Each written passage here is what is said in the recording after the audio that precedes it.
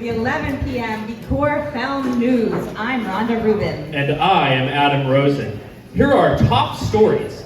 With Bikur Chelm facing a budget crisis, the board of directors is looking to cut costs and has established the Department of Synagogue Efficiency, otherwise known as DOZE. When asked for comment, Rabbi Tannenbaum said, "DOZE? Isn't that what people do during sermons?" DOZE has come up with some brand new inventive ways of increasing revenue for the synagogue. Since Bikur Chelm's main source of revenue is the cemetery, the chapel has contracted an assassin who will work very hard to ensure that there are as many funerals as possible. The Bikur Chelm Board of Directors quickly realized that this was also a great motivation to ensure members are up to date on their dues, or you will end up on the list of permanent collections. In other cost savings moves, the mikvah is terminating the full-time lifeguard for the men's mikvah. While he was originally hired to cut down on towel thefts and to make sure men cleaned up after themselves, there were an increasing number of complaints about his behavior. Josh Pachter, you are out too far! Come back to shore! Follow the sound of my voice! Josh, do you have a buddy? Nobody! Swimmer, get out of the pool! You're on probation!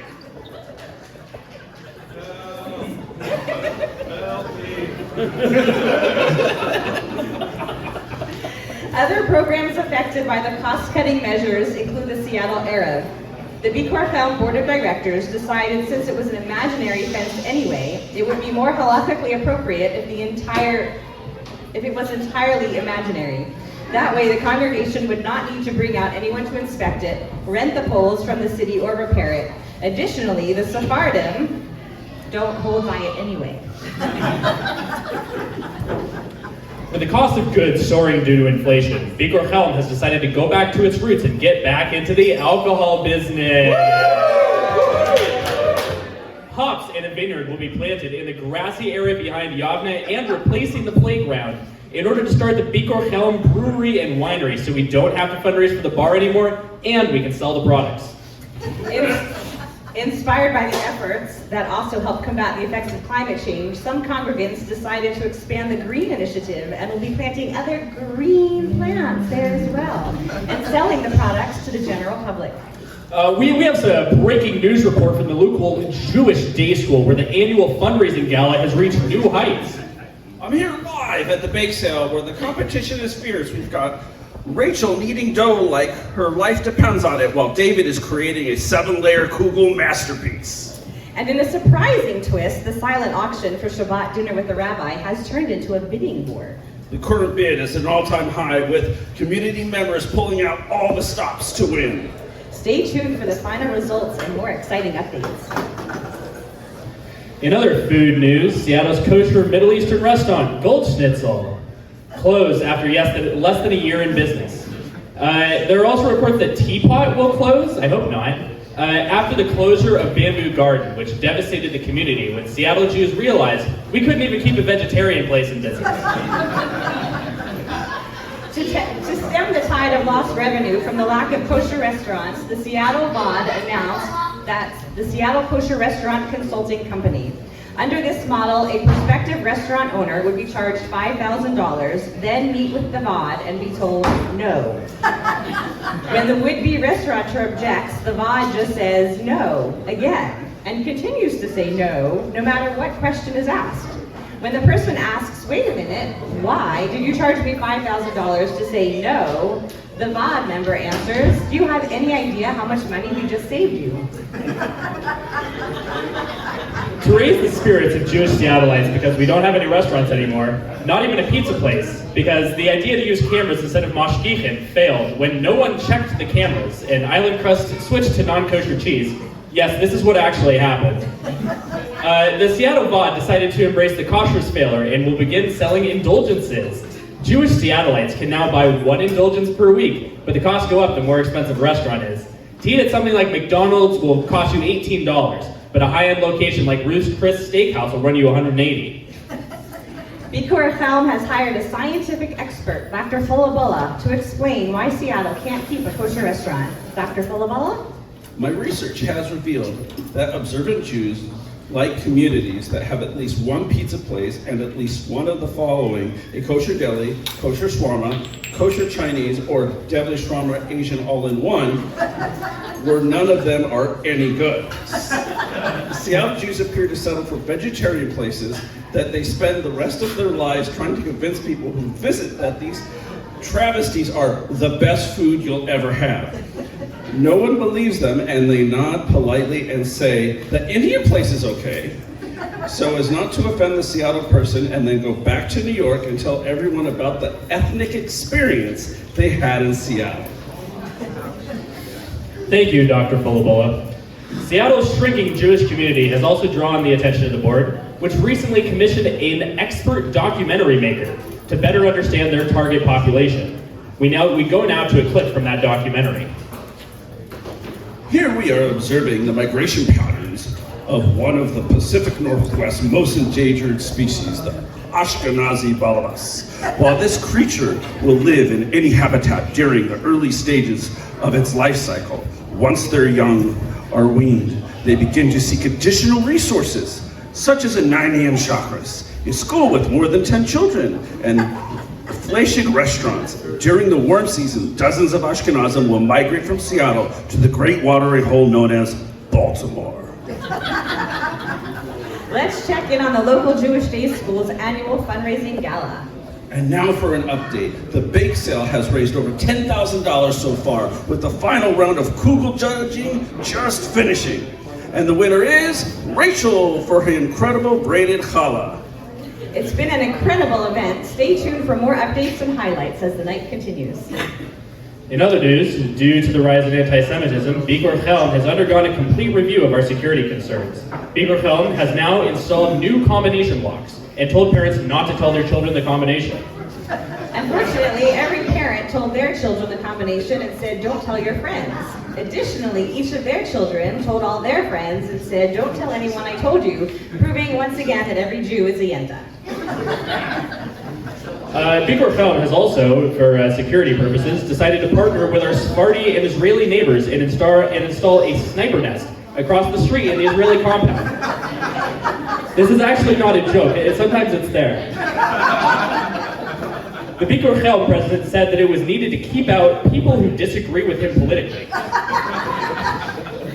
As the night draws to a close at the local Jewish Day School's fundraising gala, I have been told it was a massive success. That's right. With the bake sale, the silent auction, and all the fantastic efforts, they've raised an impressive amount for their programs.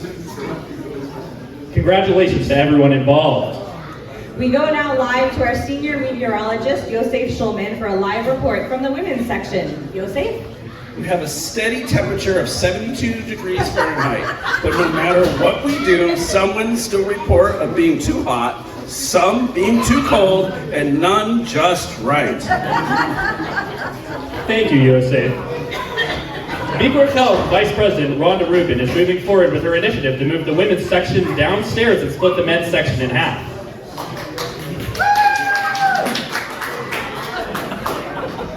It's a popular idea. Rhonda agreed that this new arrangement will involve a mechitza, as long as the gabbai gives her an aliyah. To which Rabbi Dr. Rabbi Adam Balcony said, "How about no?" The Bikur Chelm Board of Directors has realized that Sephardim and Israelis continue to crash our Kiddushin. When asked why, one SBH member said, I'm really Ashkenazi, but I married a Sephardic girl, and they only serve dairy at the Sephardic shuls. It's killing me. However, this person refused to identify themselves out of fear that he would be sleeping on the couch. The president of Bikur Chelm has also announced a solution to this problem, with the Sephardim and Israelis mooching off all of our Kedusha. So we're going to go now to the White House, live, where the president is about to announce a new policy to combat the problem. Joining us live via satellite is the president of Bikur Chelm. We're going to build a wall. It's going to be the biggest, most beautiful wall you've ever seen. And we're going to make Samus pay for it. That little wall in front of SBH, in front of Sephardic Bikur Chelm, is sad, small, pathetic. We're going to say Shalom Wall. We're going to make it bigger, better, the best. It's gonna be huge. If they don't start coming over, we're gonna put tariffs on SBH and all the Israelis. Big, beautiful tariffs, the best tariffs you've ever seen. We're gonna tariff their Iraq. We're gonna tariff their dilemmas. And if they still don't comply, we're gonna tariff their berekas.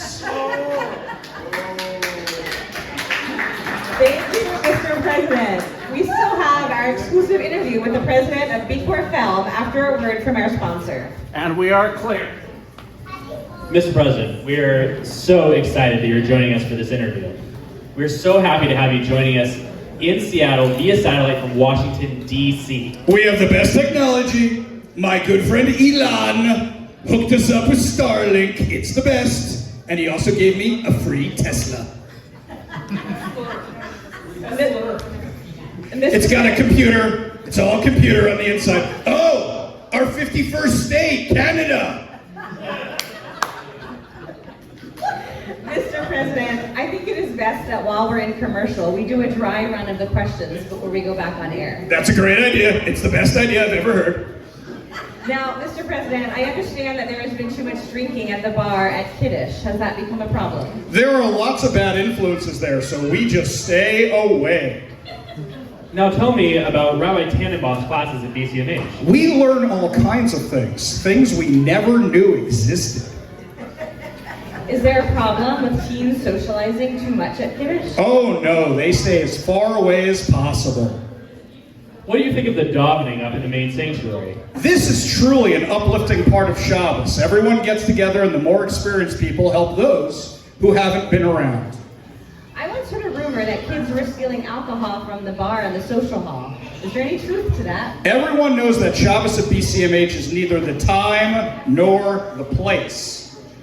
Is there a lot of ruach, singing, dancing? Definitely. This is my favorite part of Shabbos. It's an excellent way to reach a spiritual high. Does it ever happen that teenagers sneak away together and stay away from the program for the whole day? No, that's never been known to happen.